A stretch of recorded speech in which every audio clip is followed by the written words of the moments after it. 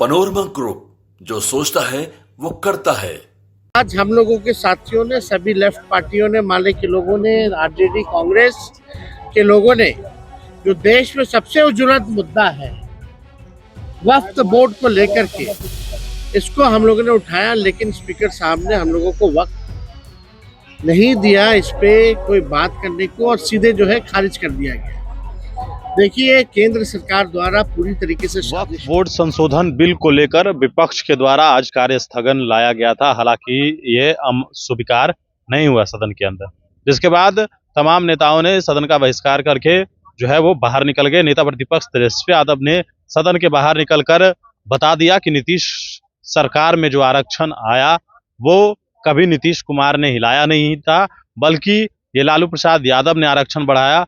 पूरी तरीके से एक एक चीज डिटेल में तेजस्वी यादव ने आज प्रेस कॉन्फ्रेंस के दौरान बताया है। आप उस वीडियो को आप देखिए, हम लोग लगातार जो है सदन चलाना चाहते हैं और सदन चला भी रहे हैं, लेकिन जो जनहित के जो मुद्दे हैं, जो ज्वलंत मुद्दे हैं, उसको भी हम लोगों को, विपक्ष को अधिकार है कि उन मुद्दों को भी हम लोग जो है सदन में उठाने का काम करें।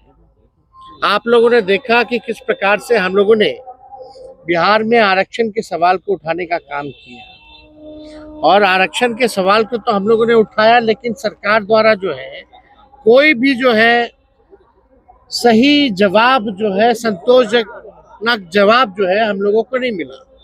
आज हम लोगों के साथियों ने, सभी लेफ्ट पार्टियों ने, माले के लोगों ने, आरजेडी कांग्रेस के लोगों ने, जो देश में सबसे ज्वलंत मुद्दा है वक्फ बोर्ड को लेकर के, इसको हम लोगों ने उठाया, लेकिन स्पीकर साहब ने हम लोगों को वक्त नहीं दिया इस पे कोई बात करने को, और सीधे जो है खारिज कर दिया गया। देखिए, केंद्र सरकार द्वारा पूरी तरीके से साजिश है देश में नफरत फैलाना। ये पूरी तरीके से जो वक्फ बोर्ड का जो बिल लाया गया है, ये असंवैधानिक बिल है, और इसका विरोध हम लोगों ने पार्लियामेंट में भी किया, सड़कों पर भी करेंगे, और बिहार में विधानसभा में भी हम लोग कर रहे हैं।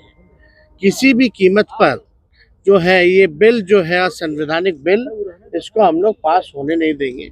हालांकि ये मुद्दा जेपीसी में है, वहाँ हम लोग अपने दल के तरफ से हम लोग मजबूत तरीके से हम लोग अपनी बातों को रख रहे हैं, लेकिन सरकार का एकमात्र एजेंडा है हिंदू मुसलमान में नफरत फैलाना।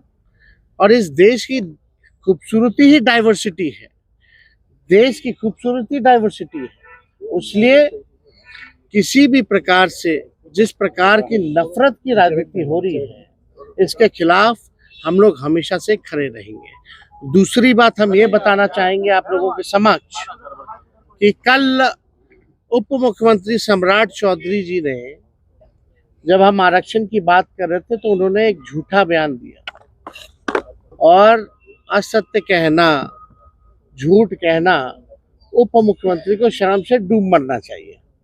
जो हम बातें करें, उन्होंने कहा कि 90 से लेकर के 2004 तक हम लोगों ने कोई आरक्षण ही नहीं दिया। इन लोगों तो, सम्राट चौधरी जी हम ही लोग की ना पार्टी में थे, पहली बार तो लालू जी ने इनको टिकट दे करके जिताए, मंत्री भी बनाए, क्या क्या हंगामा हुआ तो सब लोग जान रहा है। लेकिन उनको कम से कम जानकारी होनी चाहिए कि लालू जी की सरकार ने, राबड़ी जी की सरकार ने कितना आरक्षण लोगों को दिया। उनको इतिहास पता होना चाहिए।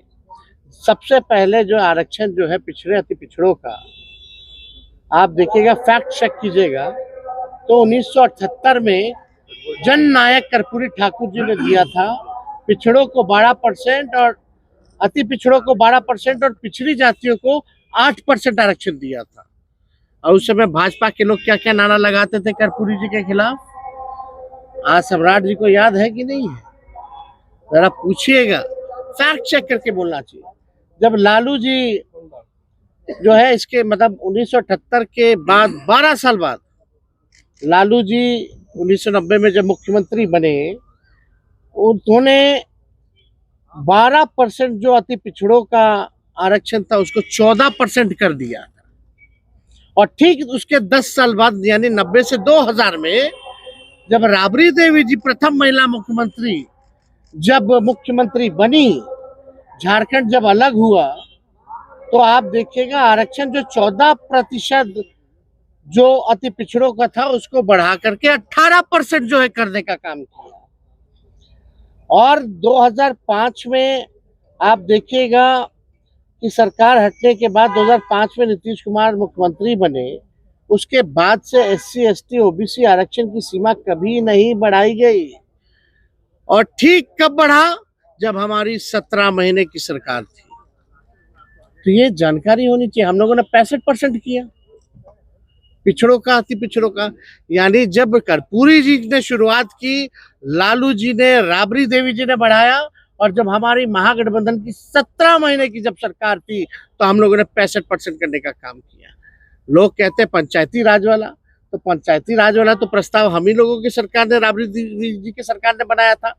कोर्ट में फंसा हुआ था, बाद में कोर्ट से निरस्त हुआ तो मुख्यमंत्री जी ने लागू किया, जो पंचायतों में जो अति पिछड़ों का आरक्षण था। और सच्चाई जान जानी चाहिए, आज जिसके दम पर राजनीति में है सम्राट चौधरी, मंडल कमीशन लागू कराने में लालू जी का योगदान नहीं भूलना चाहिए। लालू जी के चक्कर में VP सिंह जी को गाली खाना पड़ा। ये जानना चाहिए इतिहास, शर्म आना चाहिए ऐसे मंत्रियों को जिनको इतिहास नहीं पता है और सदन के पटल पर केवल झूठ बोलना, प्रचार, अफवाह फैलाना, केवल यही काम रह गया। हमको लगा भाई कुछ तो जानकारी होगा। अभी तो कुछ ही दिन ना हुआ है बीजेपी में आए हुए, जुमा ज्यादातर तो हम ही लोग के साथ रहे, फिर भी अज्ञानी आदमी झूठ बोल रहे। या संगत का असर है या पार्टी का असर है। सच्चाई जो है फैक्ट चेक करना चाहिए। अब कितना आरक्षण आप लोग डिमांड कर रहे हैं? अरे हम तो बोले संशोधन कीजिए ना, हम तो बैरियर टूट गया। और जाति जनगणना के हिसाब से जो है उसमें बहुजनों की जो आबादी है वो 85% है। अगर 65% हम लोगों ने दिया है तो उसको 75 करे या 85 करे। अब तो 100 भी कर सकते हो ना। जब केंद्र सरकार ने जब बैरियर तोड़ दिया EWS में, तो करने के लिए तो कर ही सकते हैं। तो हम लोगों की ये है। और वक्त बोर्ड को लेकर के हम तमाम विपक्षी दल, इंडिया अलायंस के लोग एकजुट है। और माननीय मुख्यमंत्री जी को याद करना चाहिए कि बातें बड़ी बड़ी करते हैं, गांधी जी की बात करते हैं और दिल में गॉडसे को बसा के रखते हैं। ये सच्चाई है। ललन सिंह जी ने वक्फ बोर्ड का खुल करके जो है, जिनको इतिहास नहीं पता है और सदन के पटल पर केवल झूठ बोलना, प्रचार, अफवाह फैलाना, केवल यही काम रह गया। हमको लगा भाई कुछ तो जानकारी होगा।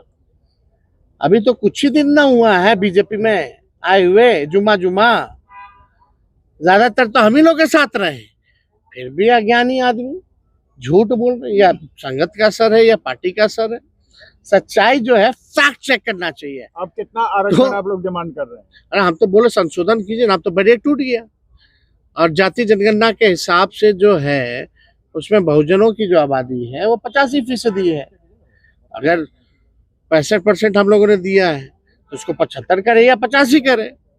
अब तो 100 भी कर सकते हो ना। जब केंद्र सरकार ने जब बैरियर तोड़ दिया EWS में, तो करने के लिए तो कर ही सकते हैं। तो हम लोगों की ये है। और वक्त बोर्ड को लेकर के हम तमाम विपक्षी दल, इंडिया अलायंस के लोग एकजुट है।